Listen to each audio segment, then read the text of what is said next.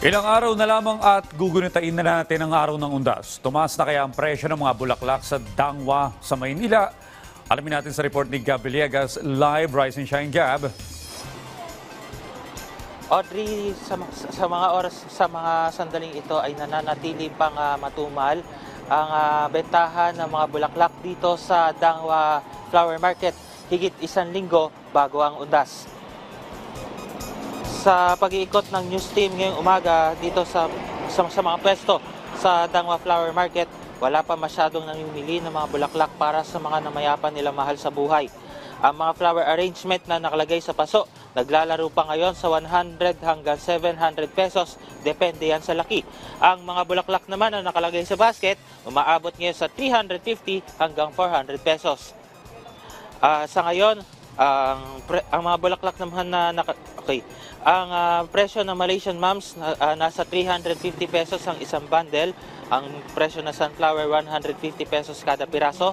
Ang presyo naman ng gerbera ay nasa 50 pesos kada piraso. Gayon din ang carnation.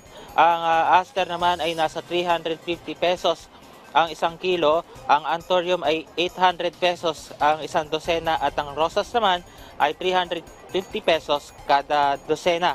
Sa presyo naman ng kandila, naglalaro ang esperma candle sa 100 hanggang 150 pesos ang isang pakete. Depende yan sa laki. Ang vigil candle naman ay naglalaro mula 15 hanggang 85 pesos kada piraso. Depende rin yan sa laki. Ang votive candle naman ay nasa 70 pesos kada piraso. Ang grave candle naman ay 150 hanggang 280 pesos kada piraso. Depende yan sa laki. At ang grave candle na meron namang takip ay naglalaro sa 220 pesos kada piraso. Audrey, ayon sa mga nakausap nating mga tindero dito sa Dangwa Flower Market, inaasahan na sa susunod na linggo pa, inaasahan yung pagtaas ng presyo ng mga bulaklak dito sa Dangwa Flower Market at yung mga bulaklak na kanilang inaangkat ay nanggagaling pa sa Benguet.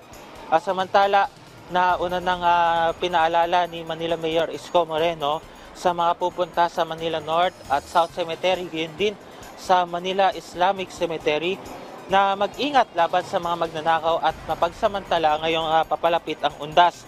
Sa kanyang Facebook Live, sinabi ng alkalde kahapon na magpapakalat sila ng mga nakasibilyan ng mga pulis at mga CCTV camera sa paligid ng sementeryo.